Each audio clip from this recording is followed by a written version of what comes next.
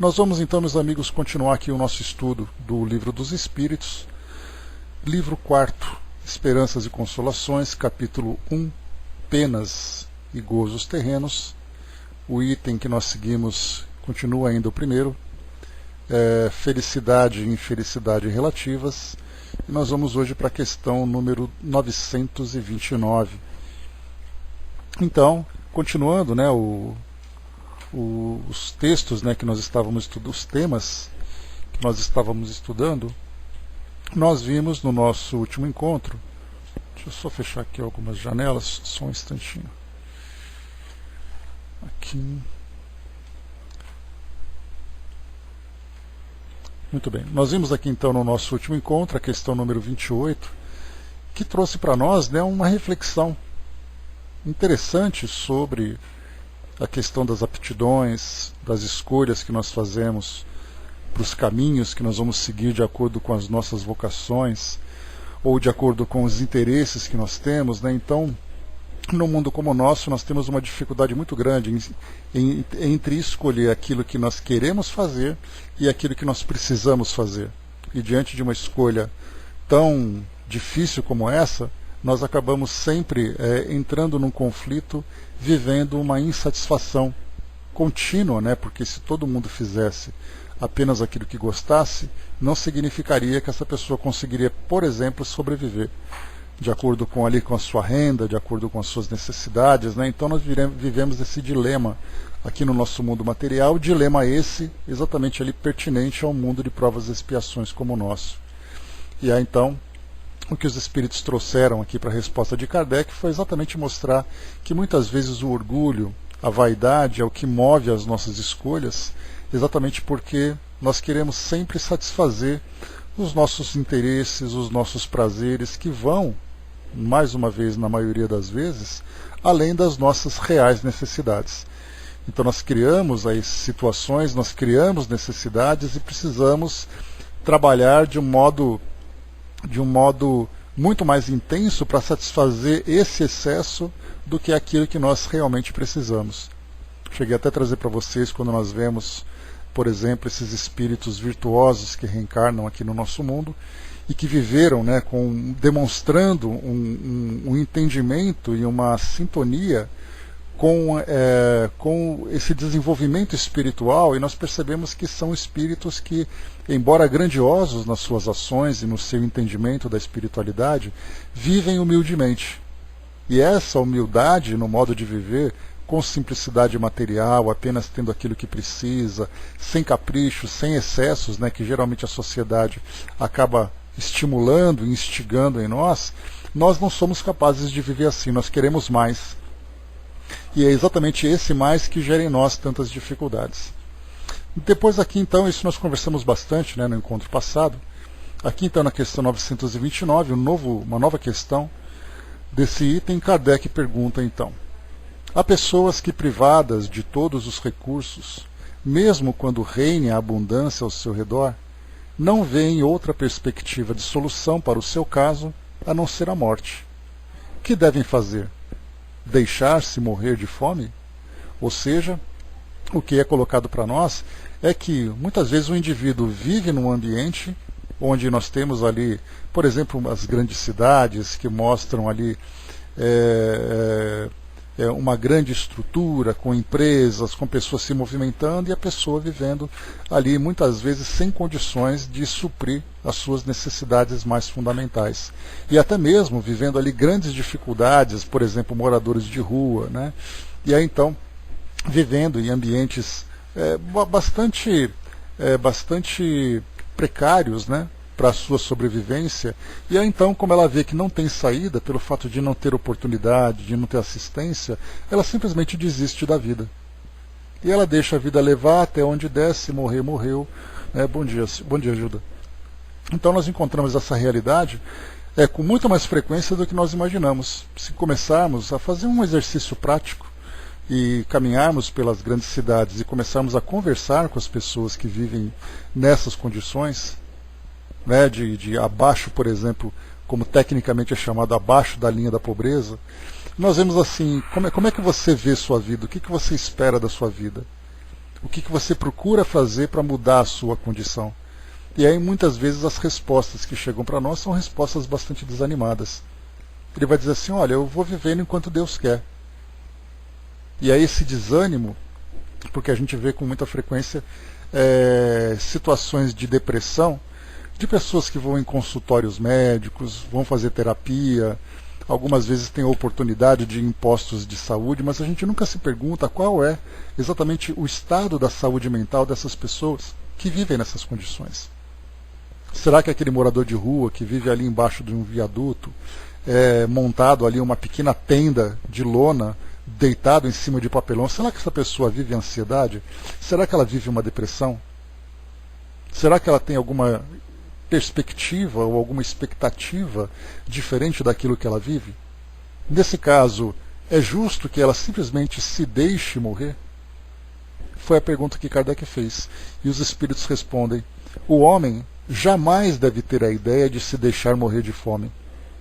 E não apenas de fome, né? Porque aqui ele coloca essa parte de fome, mas muitas vezes o indivíduo fica doente, por exemplo, com uma infecção, com qualquer tipo de patologia que não aquela tão grave que vai de fato levá-lo a óbito, né? Mas muitas vezes ele tem ali uma doença que ele simplesmente não tem essa preocupação de curar. Ele fala, não adianta, não tem nada para fazer, ninguém me dá atenção, ou então eu vou lá, não tem remédio para comprar, então deixa a vida levar e ele vai se entregando para as circunstâncias que vão surgindo. Por isso então os espíritos respondem que o homem jamais deve ter a ideia de se deixar morrer. Pois, eu vou tirar aqui o de fome, vamos colocar se deixar morrer. E aí a gente vai incluindo então todas as circunstâncias que podem levá-lo a essa condição.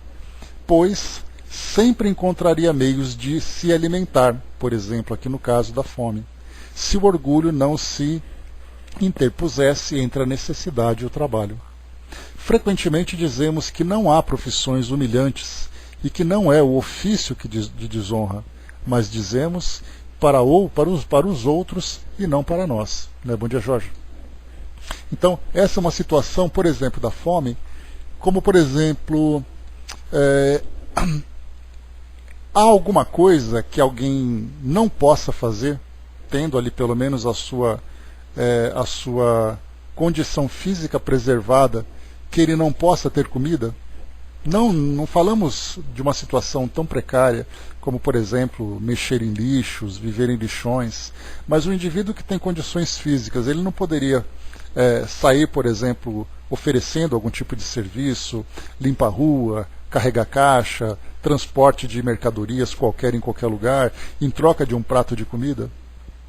Então, esse tipo de questionamento que os espíritos colocam é exatamente isso, essa posição dessa pessoa nessa situação que ele considera humilhante, mesmo que ele viva na rua, mesmo que ele tenha ali uma vida num ambiente precário, né, numa comunidade, como nós temos hoje, né, na realidade aqui das grandes cidades, invasões de lugares que são problemáticos, encostas que nós vemos, né, as pessoas vão buscando alternativas para sobreviver. E aí, nesse caso, fazer, por exemplo, a mesma coisa também, né, Bolês, ser uma pessoa pedindo ajuda para que possa se sustentar, e ele vai dizer assim, eu não vou me submeter a isso, porque cada vez que eu peço, as pessoas me dizem não. As pessoas me humilham, as pessoas me xingam, aí a gente percebe que mesmo estando nessa condição mais precária, o orgulho ainda se encontra presente.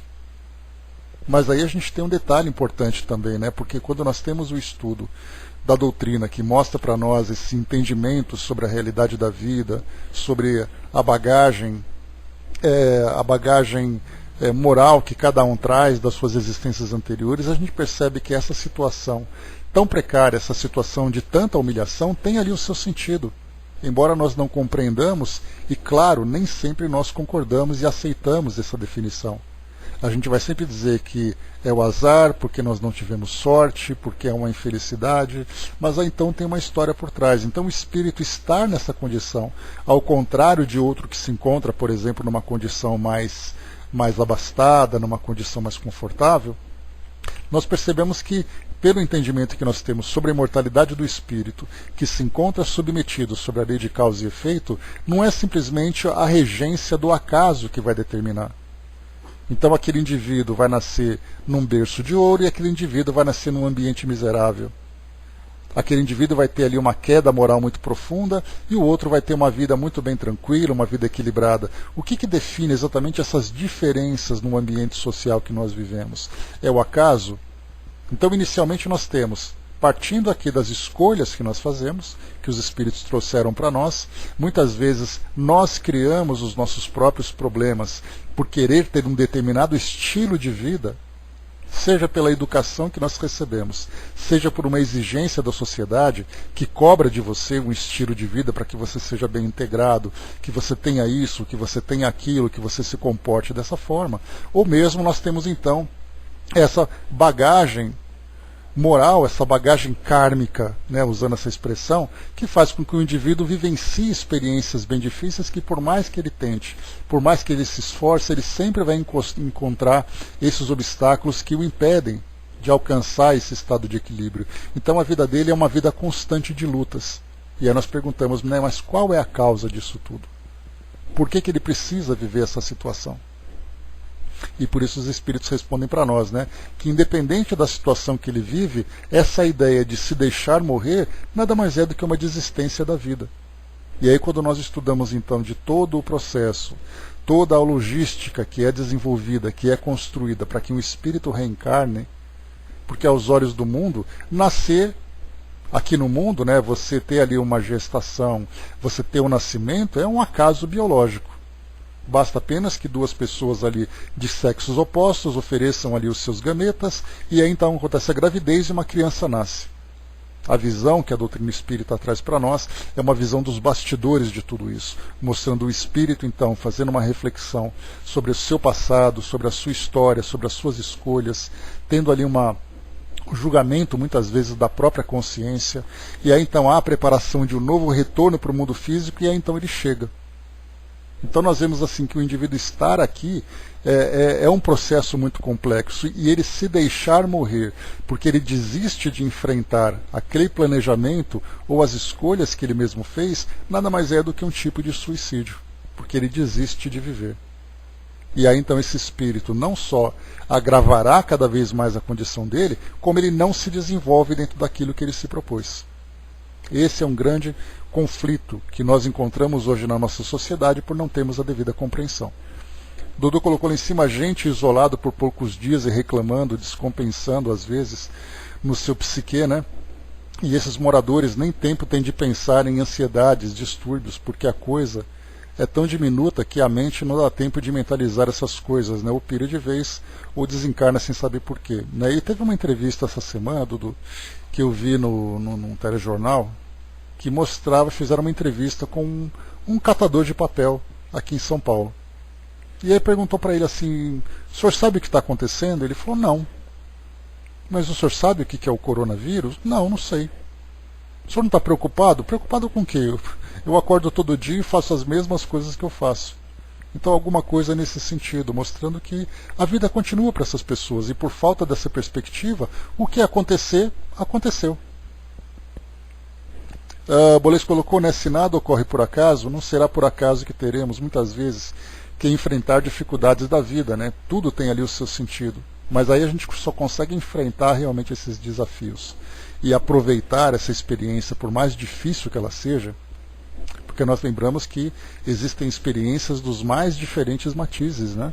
Então você tem ali uma experiência no campo social, por exemplo, onde existe essa fome, onde existe a miséria.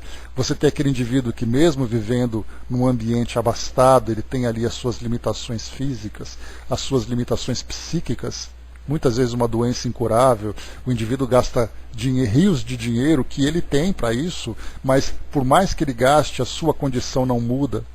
A sua saúde continua precária, continua comprometida. Pessoas que vivem em ambientes bastante confortáveis e trazem ali depressões, ansiedades, distúrbios psíquicos que não há nada que possa melhorar a partir dos recursos materiais que ela tem. Ela vive ali num ambiente social que a ignora, que a persegue.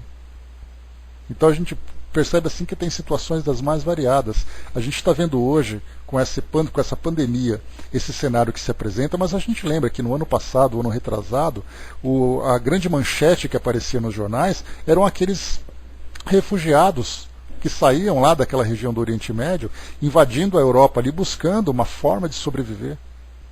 Aqui na América do Sul nós tivemos a mesma coisa, né? Imigrantes venezuelanos procurando ali um ambiente onde pudesse sobreviver por causa de perseguições políticas e tudo mais. Então nós vemos assim que o mundo como o nosso, nós criamos as dificuldades e essas dificuldades acabam entrando em sintonia com as nossas necessidades. Então nós estamos exatamente onde nós deveríamos estar. Aí quando nós voltamos mais no tempo ainda, chegando ali mais ou menos na década de 1980, 1990, a gente lembra da África, naquela região da Etiópia, né, naquela região ali do chifre da África, onde nós encontrávamos ali aquelas pessoas vivendo na absoluta miséria. Aquelas crianças que ainda hoje existem, né, aquelas crianças que se mostram com a vida completamente comprometida, porque a sua saúde foi afetada por falta daquilo que existe de mais básico. Cheguei a comentar com vocês há um tempo atrás, que mostrava ali um cenário de caminhões das Nações Unidas ou de outros órgãos que chegavam ali trazendo comida e eles então pegavam canecas para pegar arroz nas caixas que colocavam ali e eles despejavam nas bacias que as pessoas ofereciam, porque não eram pacotes que eram. Você colocava a sua bacia, a sua panela e o outro pegava ali uma caneca de arroz e jogava. E parte desse arroz caía no chão. E as pessoas desesperadas juntando arroz com terra para poder levar para casa porque não tinham o que comer. E aí então nós entendemos, né, que essas circunstâncias do presente, porque foi aquele desafio, né, que eu coloquei para vocês. Quando a gente vê uma situação tão precária como essa, a primeira pergunta que se faz é: você acredita em Deus? Aí a gente vai pegar assim, praticamente 95% dos habitantes do nosso planeta de alguma forma acreditam em Deus, dentro da sua escola religiosa, dentro da sua filosofia. E aí você pergunta: você acredita que Deus é perfeito? Ele vai dizer: eu acredito que Deus é perfeito. Então você entende que essas situações que nós estamos vivendo faz parte de planos de Deus dentro dessa perfeição que nós não compreendemos. Aí então a gente fica naquele silêncio. Será que a gente concorda que Deus, sendo perfeito, permitiria dificuldades como essas? Ou nós achamos que o acaso tem muito mais poder do que essa vontade divina? Aí são esses enigmas que vão surgindo na nossa cabeça, que muitas vezes as respostas não chegam.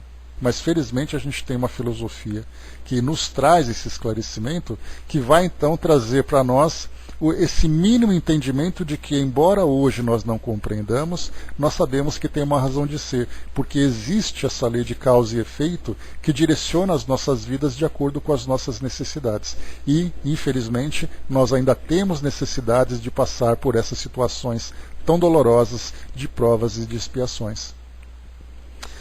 Seguindo aqui então a ilustração de Miramês, que vai trazer para nós aqui uma ajuda, uma análise sobre esse tema, aqui num capítulo, aqui num texto, aqui no Livro dos Espíritos comentado, o título desse artigo é o passado gritando. Aí então já resume praticamente tudo aquilo, apenas com esse título, tudo aquilo que a gente viu das grandes dificuldades que nós enfrentamos aqui no nosso mundo. Antes o Dudu colocou, né, a vida de cada um. Deixa eu ver aqui. A vida de cada um é o segredo escondido naquele passado esquecido pelo tempo reencarnatório, né? Então, na verdade, nós somos, como diz Maíse Braga, que é uma conhecida palestrante da Comunhão Espírita de Brasília, que ela diz assim, né, que nós somos o passado em forma de presente. Ou seja, nós somos o passado que nós construímos vivendo nesse presente. Bom dia, Dalva. Então vamos lá. É o passado gritando. Vamos então aqui acompanhar as orientações, né, o esclarecimento que Miramês traz para nós. As pessoas que têm a ideia de morrer de fome e não se alegram com nada, mesmo que se encontrem rodeadas de abundância, têm o passado gritando dentro da própria consciência.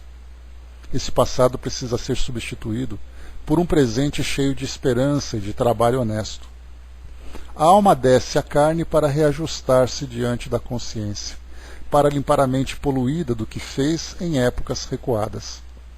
A tristeza que assoma à sua personalidade, de vez em quando, são paixões inferiores que vêm à tona para saírem e serem transformadas, e o canal mais adequado para isso é a caridade, aquela que Jesus nos ensinou, que nada exige e que tudo abençoa, a caridade com amor. Quando a tristeza, o medo de tudo, as lágrimas sem explicação, a tortura mental e mesmo os infortúnios surgem em teus caminhos, é o passado gritando. É o mal que fizeste querendo sair do teu coração. É, pois, a maturidade chegando para a tua felicidade. Não tenhas dúvidas nas advertências do Cristo, nas suas bem-aventuranças e principalmente para os que sofrem, que eles encontrarão o céu dentro de si mesmos. Aqui nesse trecho, quando ele fala sobre Jesus nas suas bem-aventuranças, a gente já lembra daquela passagem dos bem-aventurados os aflitos. Aliás, essa bem-aventurança ela é tão significativa que os espíritos, assim como Kardec também, com a ajuda dos espíritos e os próprios espíritos, a partir dos seus ensinamentos, a partir das tantas mensagens que chegam até nós, fala sobre a ideia das aflições e da importância de enfrentar essas aflições através da boa luta, que para nós é muito difícil, porque diante de uma dificuldade, o primeiro sentimento que brota em nossos corações é o sentimento de revolta. Nós nos rebelamos contra as injustiças, entre aspas, de Deus que recaem sobre nós. E é então bem-aventurados os aflitos, que Kardec muito bem explica, através da inspiração certamente dos espíritos, que fala sobre as causas atuais das nossas aflições, que é exatamente o tema que nós estamos estudando hoje aqui no Livro dos Espíritos, porque felicidade e infelicidade relativas de hoje, a partir das escolhas que nós fazemos, o nosso orgulho, a criação das necessidades fantasiosas e ilusórias, o supérfluo que nós tanto cultuamos, o egoísmo que ainda impera na nossa sociedade, todos esses elementos são então geradores das dificuldades que nós enfrentamos. E se essa causa não se encontra aqui no nosso presente, a partir da forma, do estilo de vida que nós escolhemos, nós temos então as causas no passado. E aí então é esse passado gritando dentro de nós que vem aqui para o nosso presente. E continua aqui o texto. Usa os meios que a doutrina dos Espíritos te ensina com amor, sem violentar, que ficarás livre, dando caminho à esperança, a te falar que existe bem perto do teu coração a felicidade.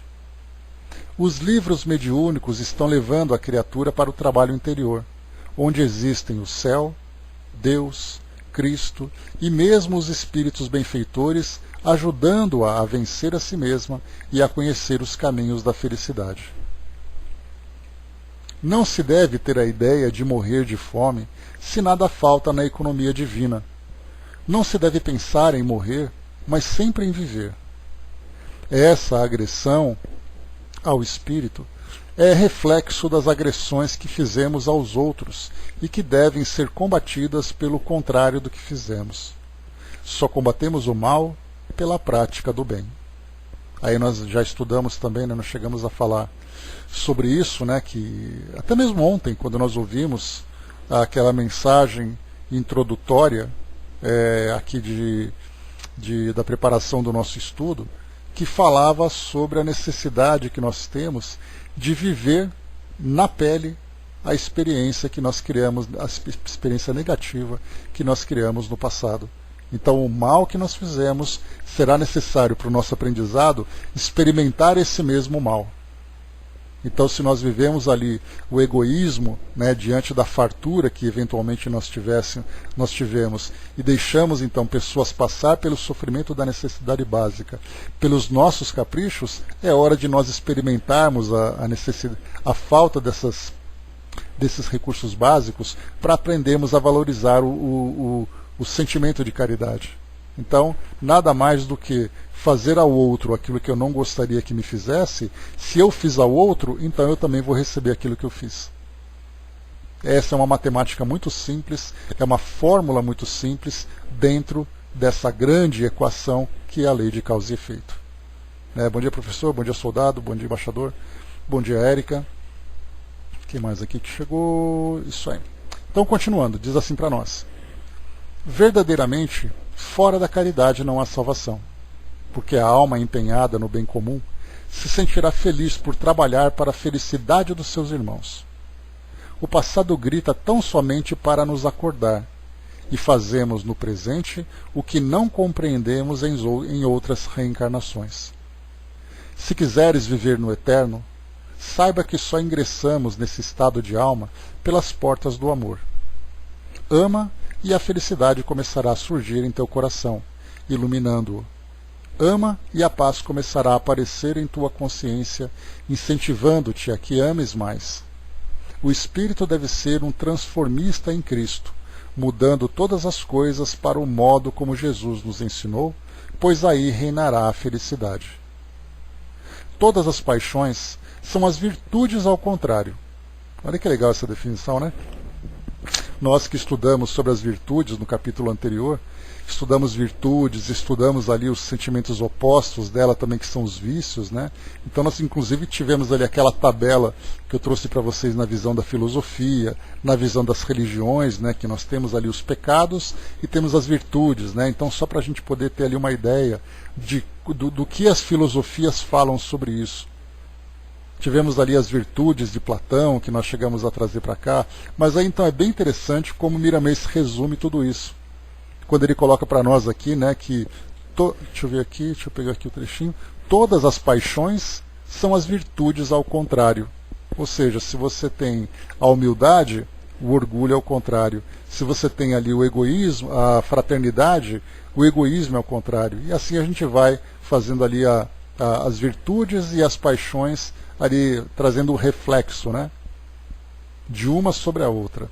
E ele diz ainda aqui: quando passamos a compreender essa verdade, elas desaparecem, cedendo lugar à verdade, onde são gerados o amor e a caridade, estabelecendo aquela paz que se enraiza no trabalho com Jesus. O passado grita, querendo morrer, querendo mudar para a real, que é o bem comum, em cuja fonte nascemos todos na limpidez do amor divino. Tornamos a falar, como o Livro dos Espíritos, que não há ofício desprezível. Todos eles, exercidos honestamente, têm as bênçãos daquele que trabalha mais do que nós.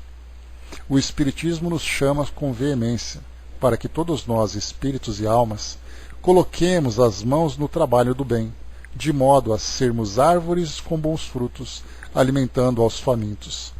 Disse o Divino Mestre: e também já está posto o machado à raiz das árvores.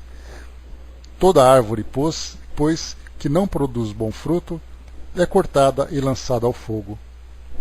Esse aqui é um trecho do livro de Lucas, capítulo 3, versículo 9. Sejamos precavidos quanto à nossa vida, de maneira a darmos bons frutos no seu decorrer, porque o fogo representa os sofrimentos variados para nos acordar, adubando nossos pensamentos para que as nossas ações sejam sementes de luz, fazendo crescer em nós árvores de amor com frutos de caridade. Que Deus nos abençoe sempre. Então, sempre foquemos nisso, né? E aí, então, mais uma vez, a gente volta para aquela nossa sequência básica, né? Primeiro, a necessidade do conhecimento, depois do autoconhecimento e depois da transformação. O conhecimento é nós entendermos o que são essas paixões, o que são essas virtudes, o que elas provocam na vida das pessoas. A gente vai aprendendo através da teoria, né? Através da observação. E aí, então, naquele livro, né, naquela mensagem que eu sempre falo para vocês, que diz assim para nós, né, que podemos aprender de 3 formas diferentes. Os ingênuos são aqueles que só aprendem com o sofrimento. Os arrogantes são aqueles que não aprendem nem mesmo com os sofrimentos. E os sábios aprendem com os sofrimentos dos outros, observando o sofrimento dos outros. Então, estamos ali observando, aprendendo. A partir desse aprendizado, nós vamos fazer então aquela viagem interior para saber exatamente em que posição nós estamos diante de tudo isso que nós aprendemos. Se nós temos as virtudes, a teoria, as definições, os conceitos das virtudes e das imperfeições, o que existe dentro de mim e qual a intensidade desses elementos dentro de mim. O que eu preciso mudar, o que eu preciso transformar.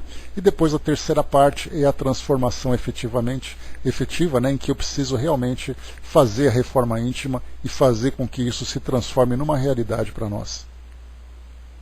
Exatamente, Dalva, né? Então assim é muito fácil a gente viver nessa adoração, nessa ideia de seguir na teoria, né? Porque quando a gente fala assim, né, seguir Jesus, que é uma expressão muito utilizada na nossa sociedade, a ideia de seguir Jesus significa você ler e decorar tudo aquilo que ele disse. E aí então vem essa ideia exatamente da boca para fora. Mas agora aquele que vive isso intensamente, aí é muito diferente. Deixa eu ver aqui. O soldado colocou, né, os seres femininos possuem uma característica de paixão e é estrutural, né? Na verdade somos todos nós, né, espíritos imortais, a gente vai adquirindo, absorvendo essas virtudes todas. Érica, segura aí, está escorregando hoje. Então professar e praticar, como disse o Dudu aqui para nós. Próxima questão. 930. Kardec então ele traz para nós aqui mais uma reflexão em torno dessa ideia, né, de se deixar morrer de fome, né? A gente vê como isso é real, né? Porque enquanto eu falo para vocês aqui enquanto nós estamos estudando, refletindo nessa questão 929, é impressionante as imagens que vão surgindo aqui na minha mente de pessoas vivendo na rua, pessoas vivendo em lixões, pessoas vivendo em lugares absolutamente precários, né? E desistem da vida. Esperam a vida trazer ali o seu fim, que nada mais é do que desistir da vida, do que abrir mão daquilo que tem mais valioso que a própria vida.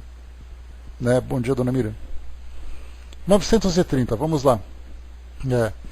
E essa resignação, soldado, ela depende de uma compreensão tão profunda, porque muitas vezes a resignação ela se transforma na conformação. Porque o indivíduo fica conformado, a vida é assim mesmo, paciência, a gente vai como Deus quer, até quando Deus quer, e o indivíduo não se mobiliza, não para ele sair daquela condição, porque isso é importante, claro, dele tentar modificar, viver de uma forma melhor materialmente, mas intimamente, se esse sofrimento não traz para ele o efeito desejado para que ele possa se tornar numa pessoa diferente do que ele era, aquilo não teve aprendizado nenhum. Ele simplesmente sofreu, depois ele volta para o mundo espiritual e fala assim, eu sofri. Mas aí vai perceber que ele continua sendo a mesma coisa. Autoconhecimento, conhecimento sobre a vida futura, boa vontade e labor, né? Pois é, todos esses estudos que nós vamos aprendendo, todos esses conceitos, nos fortalecem diante das dificuldades que nós enfrentamos, né? Essa ideia de deixa a vida me levar, ou então aproveite a vida intensamente que ela é muito curta, são discursos fáceis que nós encontramos aqui, mas eles são completamente incompatíveis com a realidade do espírito, que é imortal, que precisa se transformar, que ele não veio para cá a passeio, mas ele veio aqui numa grande missão de transformação. Quando nós temos essa consciência, a gente percebe o quão vazias são essas frases, são essas ideias que infelizmente se encontram tão presentes aqui no nosso meio. E não é à toa, né, conforme a gente vai deduzindo a partir dessa experiência que nós estamos vivendo agora, com essa pandemia, com todo mundo isolado, essa quantidade enorme de mortes, dificuldades materiais, dificuldades psíquicas que as pessoas estão vivendo, mas ao mesmo tempo, né, estimulando e instigando as pessoas a viver intensamente o sentimento de fraternidade. Isso é muito bacana. Né? Até a Andréia não está aqui hoje, mas é bem legal, ele me mandou mandou um artigo que falava sobre desses reality show. Então falava sobre o Solidarity, eu acho que esse é o nome, mas é como se fosse um reality show de caridade, mostrando as pessoas fazendo, né? Então a gente vê assim como é bacana ver toda essa movimentação, ver toda essa sensibilização. Porque, como eu falei para vocês, quando nós estudamos sobre a Segunda Guerra Mundial, ela foi um trauma muito grande pela destruição, pelos seus horrores. Hoje não, hoje nós vemos uma coisa invisível acontecendo, trazendo todo esse flagelo para a nossa sociedade, mas ao mesmo tempo uma grande mobilização das pessoas se solidarizando, né? Mostrou, por exemplo, ontem no jornal, jovens na França que tocavam campainha das casas perguntando se idosos precisavam de coisas de mercado.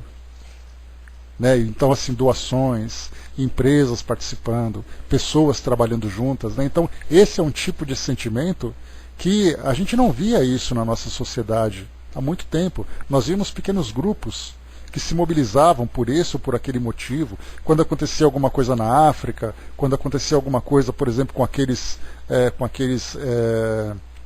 os refugiados, né? Então a gente via pequenas ações. Hoje não, hoje a gente vê uma ação global.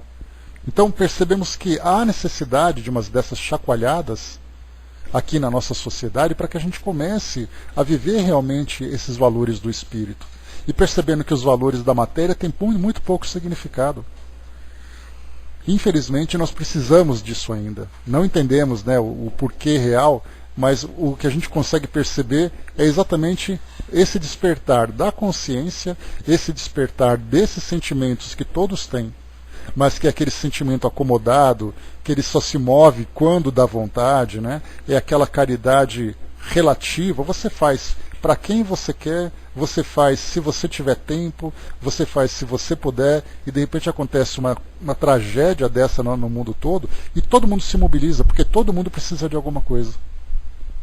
É aí que a gente começa a perceber que esse é o sentido real do caminho que nós precisamos seguir. Se quando tudo isso acabar, nós continuarmos a viver esse mesmo sentimento, a gente vai perceber como a humanidade vai conseguir crescer moralmente depois de tudo isso. Agora precisamos ver isso depois, né?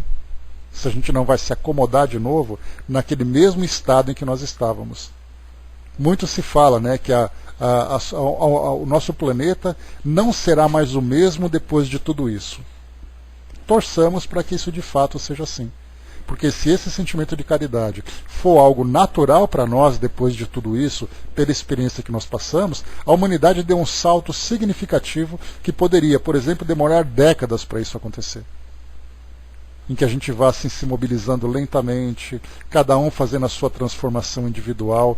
Com essa chacoalhada, todo mundo fazendo ao mesmo tempo, a gente não pode desperdiçar esse momento. Né? Eu sou um eterno otimista. Né? Mas eu também tenho um pé no chão, infelizmente temos que ter essa realidade. A Érica colocou, né, melhorei muito depois de iniciar uma vida com jejuns, né? A gente vai aprendendo na prática, né? E com muita intensidade também. A Jane colocou, é por isso que a ciência espiritual é engenhosa, né, perfeita, distribui verdades tanto quanto existem consciências. Quanto maior são as verdades, mais responsabilidades teremos, né? Aquele a quem foi dado, mais lhe será pedido. Mais um motivo para nós que gostamos da verdade e começar a vivê-la na feição que podemos suportar. Oportunidades agora não faltam para a gente crescer. Né? A Dava colocou, né, o soberbo está vendo o quanto pequeno e fraco é, de fato.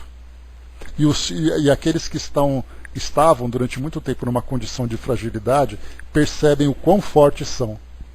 Então são valores extremamente valiosos que estão despertando em todos. Cada um numa condição diferente, numa posição diferente, começa a viver isso. Né? Jorge colocou, né, conhecerei a verdade e ela vos libertará. A verdade está gritando para nós, né, Jorge? Temos que ter, literalmente, olhos de ver. Próxima questão, vamos lá. 930. É evidente que sem os preconceitos sociais pelos quais se deixa dominar, o homem sempre encontraria um trabalho qualquer que o pudesse ajudar a viver, mesmo deslocado de sua posição. Mas entre as pessoas que não têm preconceitos ou os que os põem de lado, não há as que estão impossibilitadas de prover as suas necessidades em consequência de moléstias ou outras causas independentes de sua vontade? Então, na questão anterior, na 929, eram aqueles que, pelo orgulho, pelos preconceitos, ele não fazia, ele não se movimentava e se deixava levar pela vida e se deixava morrer. Vai com Deus, Cindizinha, até amanhã. Ele se deixava morrer. Mas aqui Kardec pergunta, mesmo pessoas que não é uma questão de preconceito, não é uma questão de orgulho, ele simplesmente está numa condição de limitação que ele não consegue sair daquilo. Seja em consequência de moléstias, como ele coloca para nós, ou causas independentes de sua vontade. Como, por exemplo, a gente já viu sobre isso, né? Refugiados que saem pelo mundo afora, não têm onde morar, não têm o que comer, não têm o que vestir, não têm medicação para nada. Naquele quadro que eu passei para vocês da África, aquelas crianças, aquelas pessoas que morrem de fome, né, esqueléticas, morrem de fome por falta dos recursos mais básicos, né? A Venezuela, o soldado, embora nós tenhamos ali um quadro precário, eu acho que ela não se compara com aquilo que nós conseguimos ainda encontrar no nosso mundo. Tem uma propaganda que costuma passar no canal Globo News que fala dos Médicos Sem Fronteira. E aí num clipe que eles pedem doações, mostram aquelas crianças assim de 1 ano, 2 anos de idade, que estão ali a puro osso. Elas se alimentam com seringas, porque não tem, os pais não têm condições físicas, no caso as mães, não têm condições físicas de sequer amamentá-las. Então, enquanto você está atravessando fronteira, você está saudável e tudo mais, é uma coisa, mas nós encontramos lugares no mundo que estão em condições muito piores e o indivíduo não pode fazer nada para sair daquilo. É uma coisa assim, realmente surreal, mas infelizmente é uma realidade nossa. E é isso que Kardec coloca. Como é que nós vamos analisar então, não aquele que está orgulhoso, ou aquele que foge por uma questão política, é aquele indivíduo que se encontra numa situação tão precária que ele não pode fazer nada, ele se encontra completamente imobilizado por circunstâncias que vão além da sua capacidade. E aí então os espíritos respondem. Numa sociedade organizada, segundo a lei do Cristo, ninguém deve morrer de fome. E aí então foi exatamente o que nós conversamos agora há pouco. Depois de uma experiência dessa que nós estamos vivendo, será que alguém vai conseguir olhar para uma pessoa nessa condição e simplesmente viver com indiferença? Ver pessoas passando necessidades das mais básicas, pessoas que moram, por exemplo, em Milão, um lugar assim absolutamente suntuoso dentro da nossa visão mundial, onde você vai para Nova York, que é uma região de status, você vai para Tóquio, você vai lá para Pequim, Londres, Paris, pessoas estão morrendo por situações mais banais. Depois disso tudo, quando a gente olha, será que a gente vai ficar indiferente de tudo isso? Ou seja, será que essa lei do Cristo não vai realmente começar a imperar no nosso mundo, porque ela desperta em nossos corações? Bárbaros, bom dia. Dava colocou, ninguém compra, ninguém vende se não tiver a marca da besta nas mãos e na testa, né? Então isso é Apocalipse, né? Vamos lá.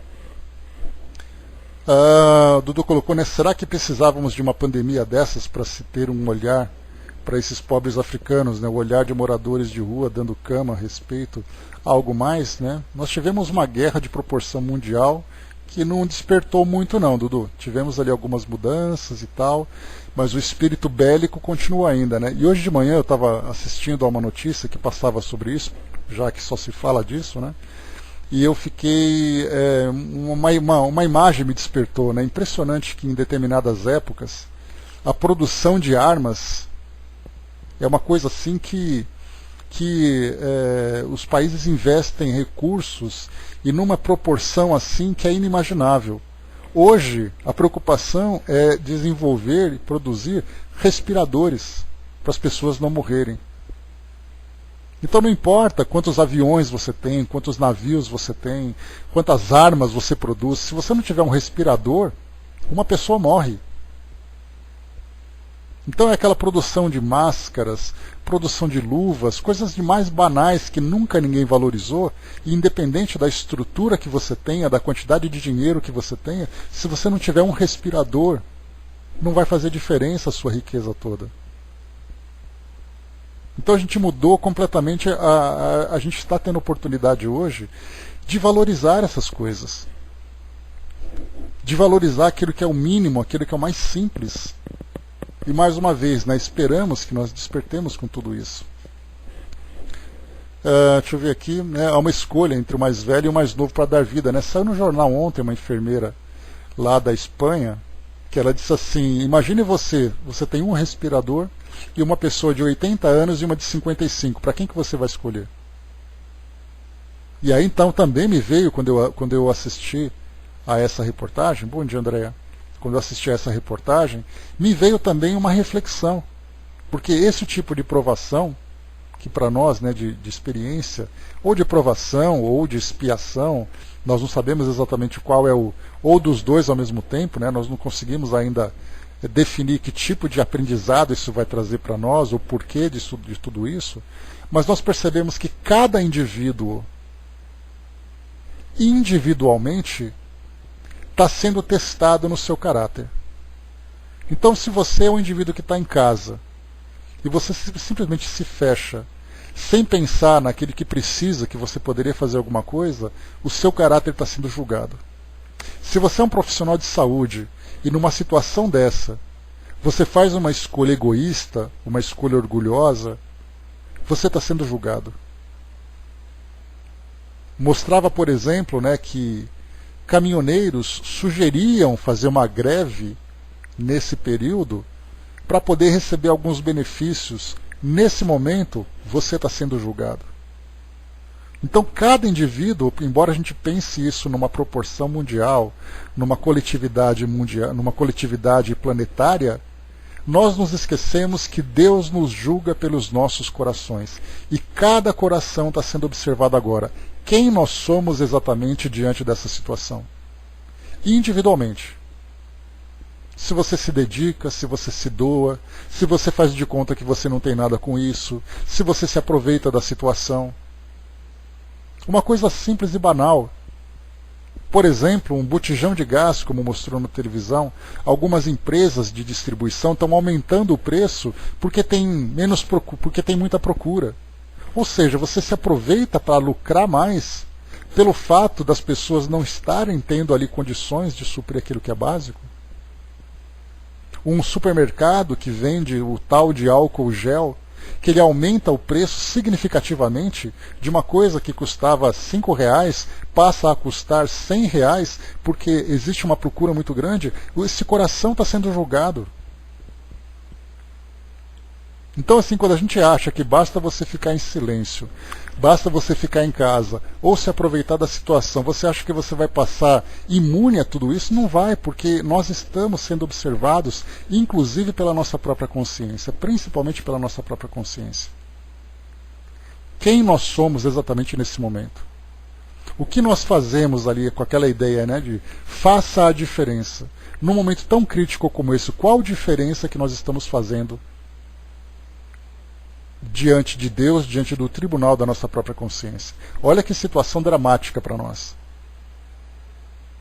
Aí vem aquela preocupação, será que eu estou fazendo certo? Será que eu não devia ter feito? Será que eu devia ter feito? Aí então cada um sabe de si mesmo, né? Bom dia, Regina. Jane colocou, essa escolha de quem irá morrer já acontece aqui, mesmo sem essa pandemia. Sim, já acontece. Né? Aquela reportagem foi só uma imagem que despertou esse raciocínio. Mas nós já vimos isso acontecer, né? Tá, ok, Regina. Então nós já vimos assim que isso acontece com frequência. Aqui no nosso serviço público, né? Eu vi, por exemplo, hoje de manhã, que aliás, infelizmente, o assunto dessa pandemia, ele traz para nós ilustração ou ilustrações para vários raciocínios em torno dessa ideia das esperanças e consolações, né? No Equador, por exemplo, ali, o serviço público não está conseguindo recolher os cadáveres dos apartamentos das pessoas, da casa das pessoas. Alguém que morre em casa não tem serviço para buscar. Na rua, corpos estão ficando 2 dias jogados porque não tem ninguém para buscar. Então esse tipo de trauma que nós estamos sofrendo hoje, ele vai ser realmente um divisor de águas, desde que nós tenhamos a capacidade de ver isso tudo, de fazer uma autoanálise e perceber que nós seremos julgados pelas nossas intenções. E também, como diz o ditado popular, né, de boas intenções o inferno está cheio, nós seremos julgados não apenas pelas nossas intenções, mas seremos também julgados pelas nossas ações. Dudu colocou, a gente mesmo com a internet ainda não estamos vendo tudo, né, de fato. O Jânio colocou, se fosse fácil o vírus chegaria e iria embora, né, assim que a humanidade mudasse, né, mas precisamos dessa chacoalhada. Está assim, Dalva, o tempo todo. Bom dia, Flávio. Vamos lá, continuando aqui então. Kardec faz um comentário, né? Lembrando aqui a resposta de novo. Numa sociedade organizada, segundo a lei do Cristo, qual é a lei do Cristo? Amar a Deus sobre todas as coisas e o próximo como a ti mesmo. Ninguém deve morrer de fome. Kardec comenta, vamos lá. Com uma organização social previdente e sábia, o homem não pode sofrer necessidades, a não ser por sua culpa. Então ele fala, uma organização social previdente e sábia. E nós sabemos, naturalmente, que o nosso mundo ainda não conseguiu alcançar essa organização social previdente e sábia. Diz assim, o homem não pode sofrer necessidades a não ser por sua culpa, mas as próprias culpas dos homens são frequentemente o resultado do meio em que ele vive. Quando o homem praticar a lei de Deus, disporá de uma ordem social fundada na justiça e na solidariedade, e com isso mesmo ele será melhor. Então, mais uma vez aqui, né, quando o homem praticar a lei de Deus, disporá de uma ordem social fundada na justiça e na solidariedade. Então cá estamos agora com a oportunidade de fundar uma sociedade baseada na lei de justiça e de solidariedade.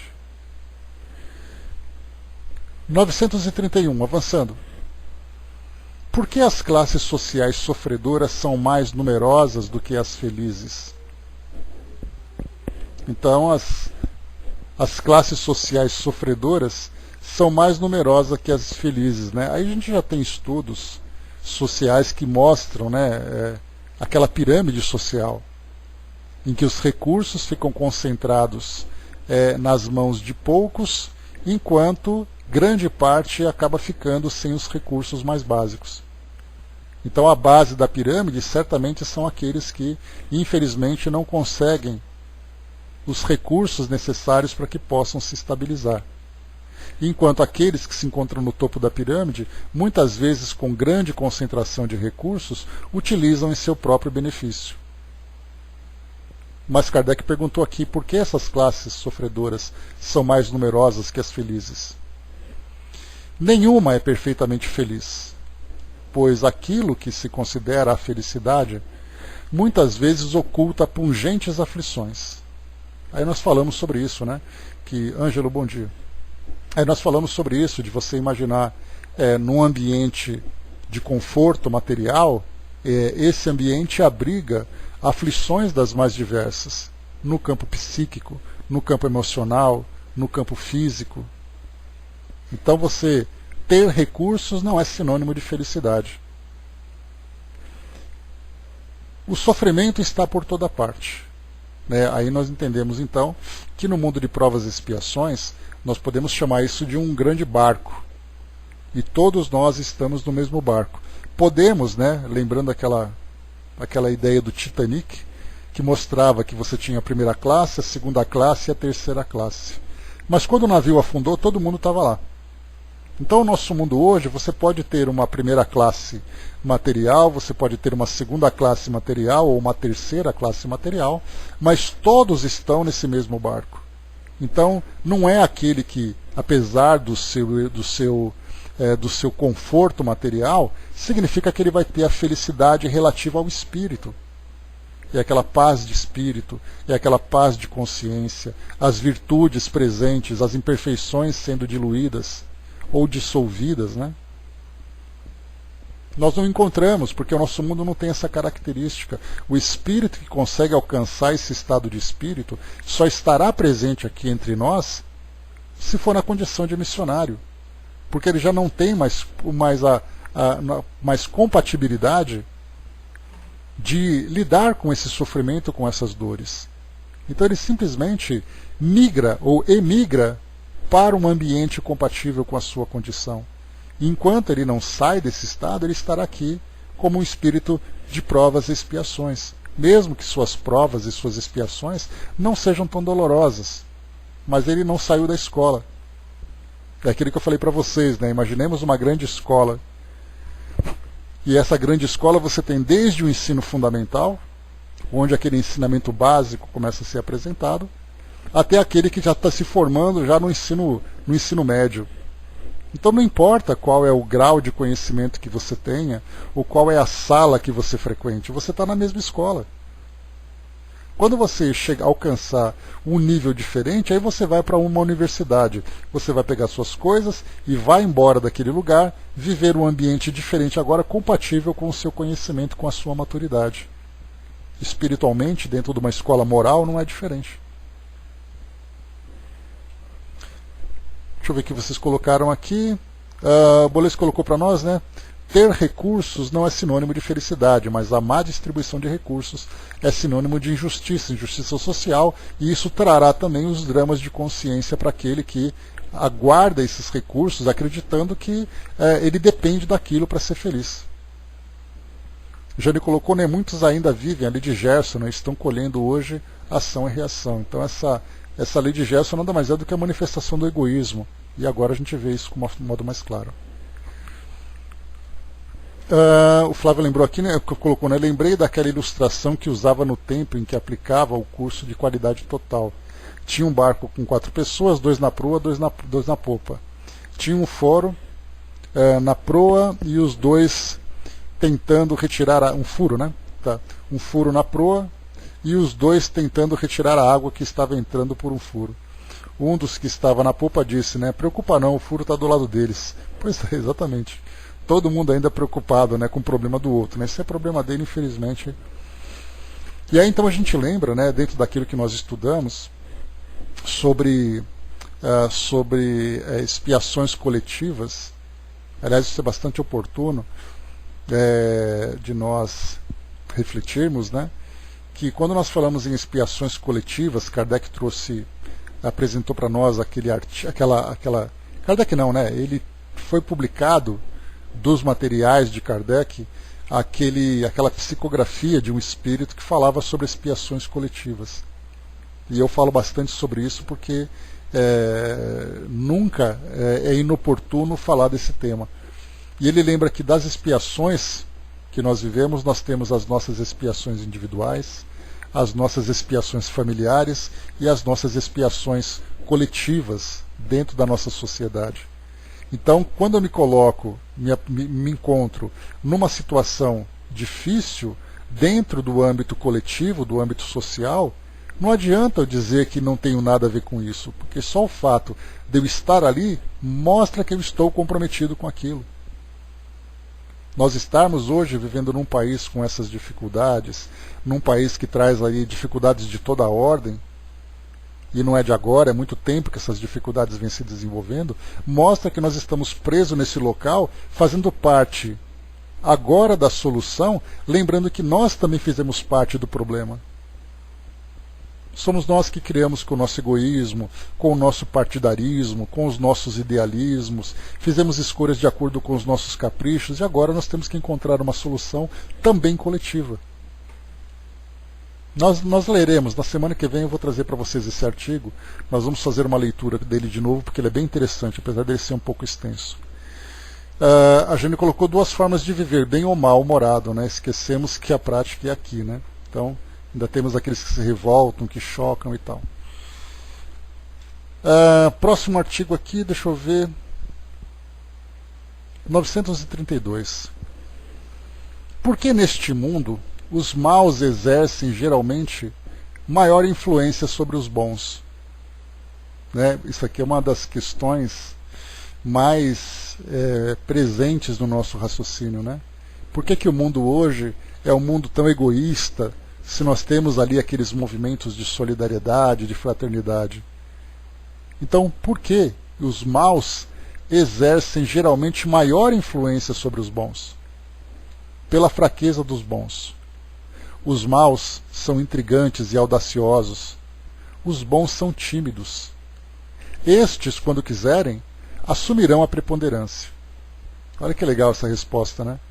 Então mostra que o mal é atrevido, é audacioso, ele é escandaloso, ele não tem constrangimento.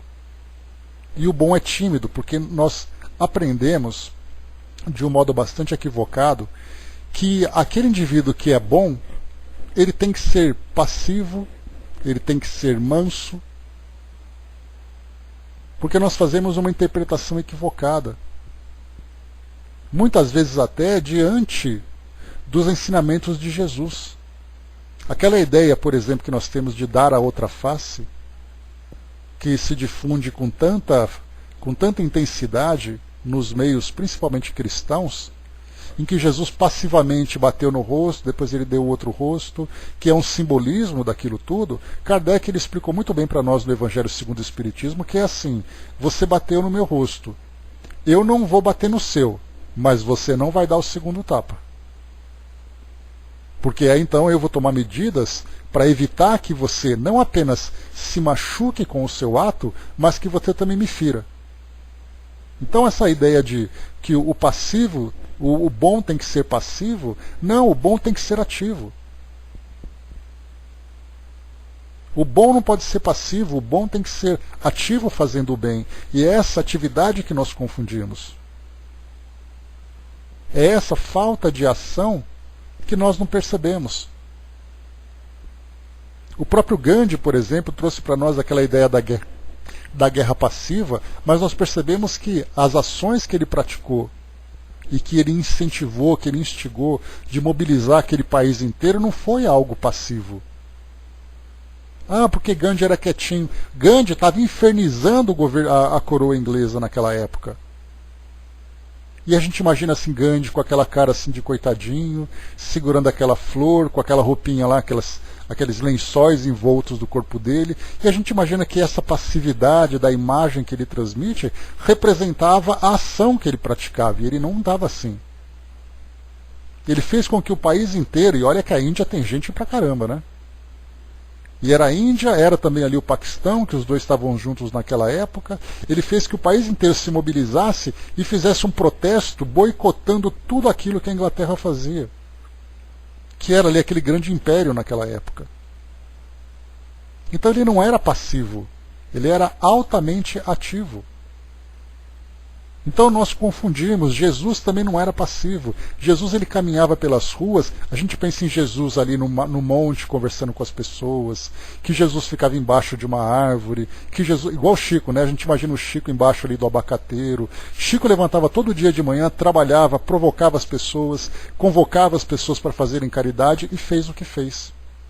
E a nossa visão de bondade é, fica com aquela cara sorridente, fica perdoando tudo aquilo que faz, não fala nada para ninguém. Não, não é assim.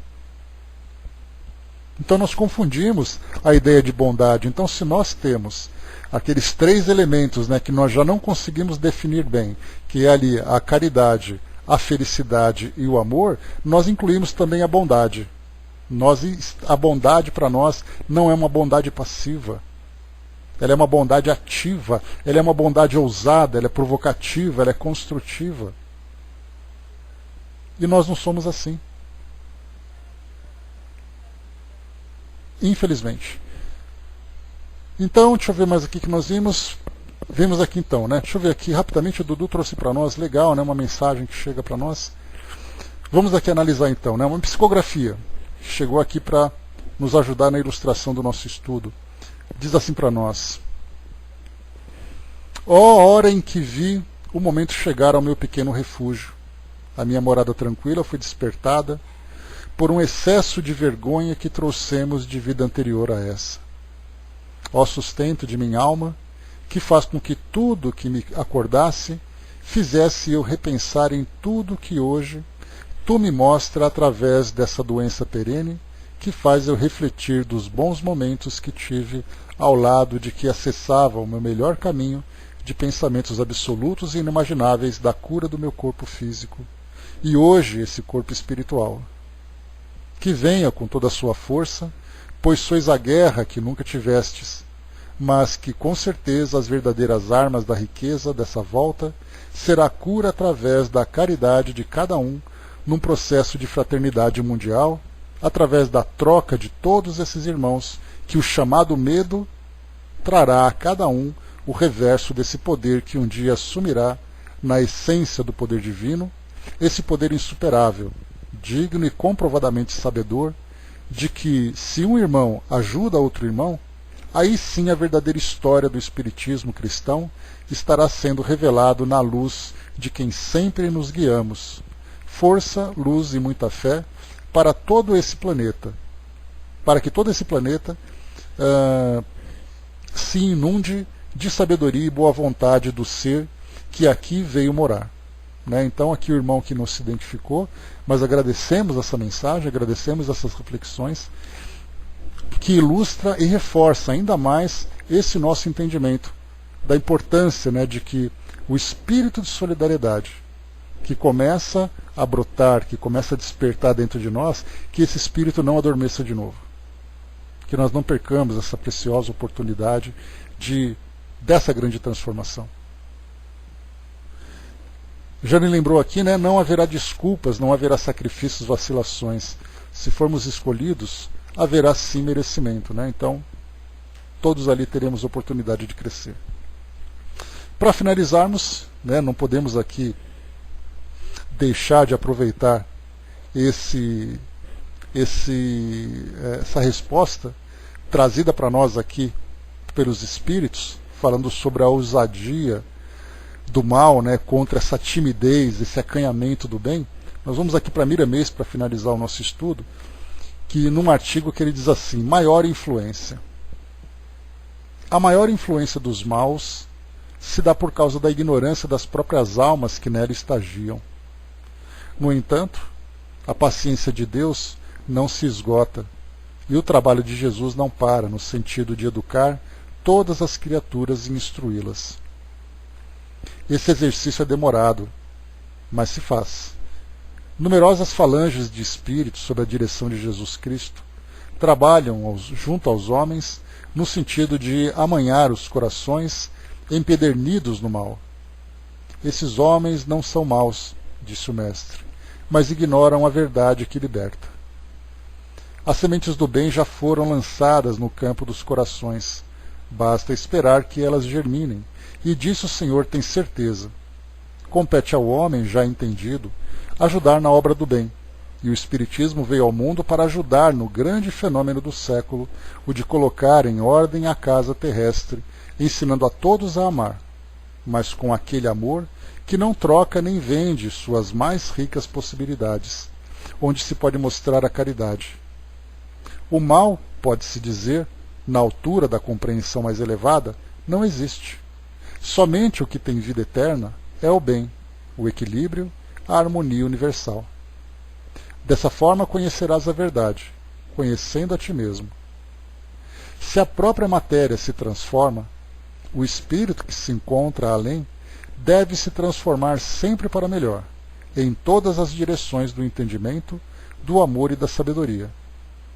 Se queres buscar no futuro a felicidade, conquista-a dia a dia, passo a passo, porque ela é a aquisição de milênios de esforços. Os maus são intrigantes, violentos, caluniadores e encontram prazer em todas as paixões inferiores. Eles são impacientes e não gostam da verdade. Os bons fazem-se notar por muito se amarem uns aos outros, mesmo àqueles que os ofendem e caluniam.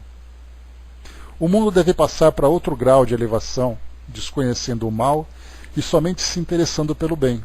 Quais os mundos elevados que giram no universo de Deus?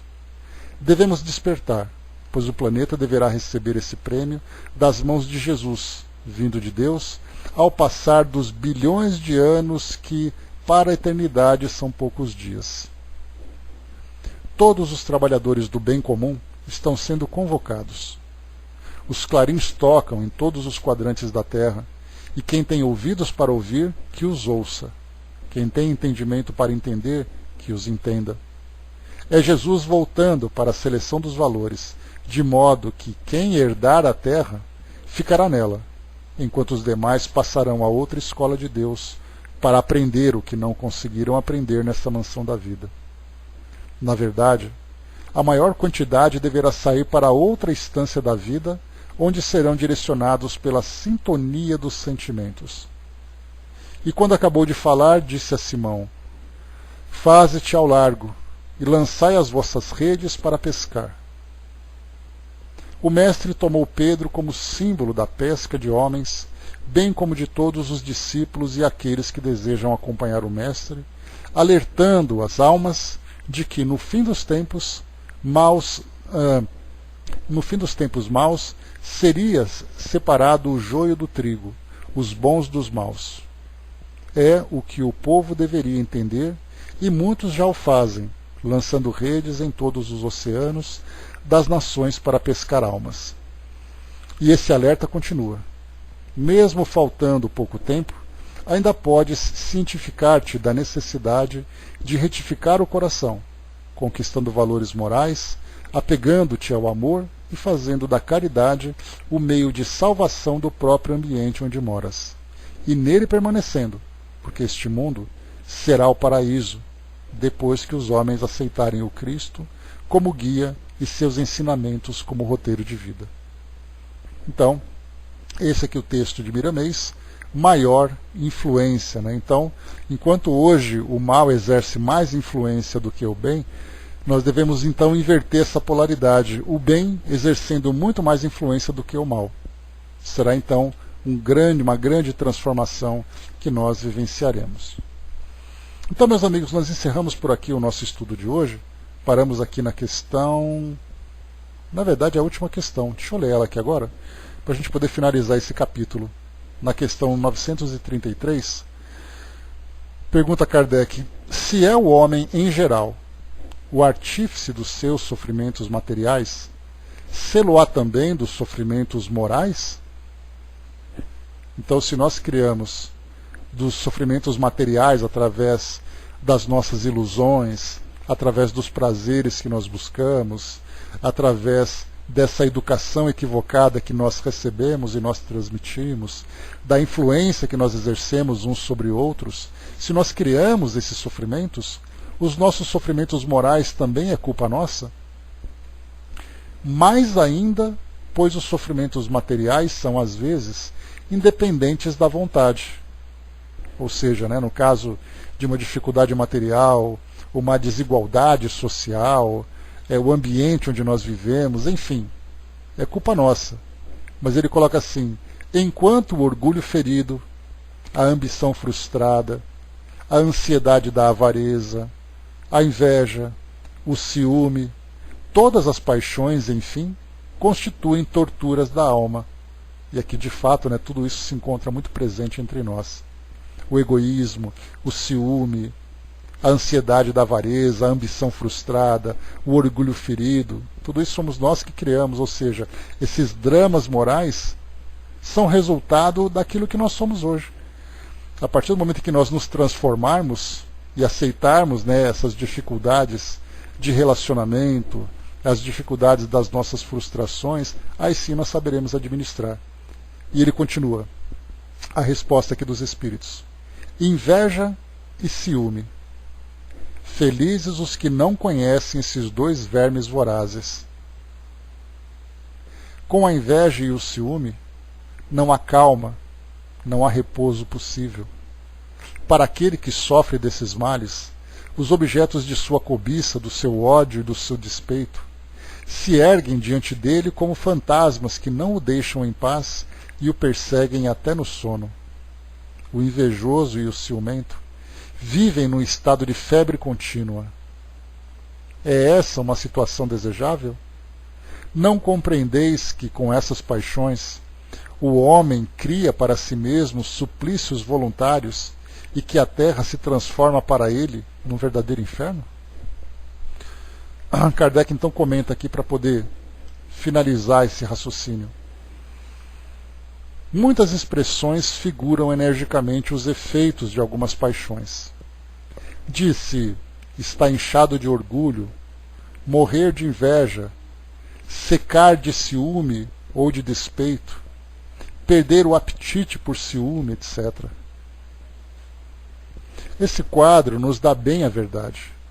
Às vezes o ciúme nem tem objeto determinado. Há pessoas que se mostram naturalmente ciumentas de todos os que se elevam, de todos os que saem da vulgaridade, mesmo quando não tenham, nem, no caso, nenhum interesse direto, mas unicamente por não poderem atingir o mesmo plano. tudo aquilo que parece acima do horizonte, comum as ofusca. E se formassem a maioria da sociedade, tudo desejariam rebaixar ao seu próprio nível. Temos, nesses casos, o ciúme aliado à mediocridade. O homem é infeliz, geralmente, pela importância que liga às coisas deste mundo. A vaidade, a ambição e a cupidez fracassadas o fazem infeliz. Se ele se elevar acima do círculo estreito da vida material, se elevar o seu pensamento ao infinito, que é o seu destino, as vicissitudes da humanidade lhe parecerão mesquinhas e pueris, como as mágoas da criança que se aflige pela perda de um brinquedo que representava a sua felicidade suprema. Aquele que só encontra a felicidade na satisfação do orgulho e dos apetites grosseiros é infeliz quando não os pode satisfazer, enquanto o que não se interessa pelo supérfluo se sente feliz com aquilo que, para os outros, constituiria infortúnio. Referimo-nos aos homens civilizados, porque o selvagem, tendo necessidades mais limitadas, não tem os mesmos motivos de cobiça e de angústias. Sua maneira de ver as coisas é muito diferente. No estado de civilização, o homem pondera a sua infelicidade, a analisa e por isso é mais afetado por ela. Mas pode também ponderar e analisar os meios de consolação. Essa consolação ele a encontra no sentimento cristão, que lhe dá a esperança de um futuro melhor, e no espiritismo, que lhe dá a certeza do futuro. Então, aqui para nós temos nessa ideia do bem e dos bens e dos males que nós criamos, pela nossa forma de viver, principalmente dentro do campo moral, porque pelo fato de nós sermos estimulados dentro do campo moral, nós criamos as dificuldades no campo material. A inveja, por exemplo, vai sempre fazer com que nós queiramos aquilo que o outro tem. Aí então nós tomamos atitudes impensadas, inconsequentes e irresponsáveis e criamos situações que para nós ficam depois bastante dolorosas. Nós queremos um determinado estilo de vida porque isso faz com que nós sejamos bem vistos diante dos outros, alimentando o nosso orgulho. E aí nós criamos então as dificuldades.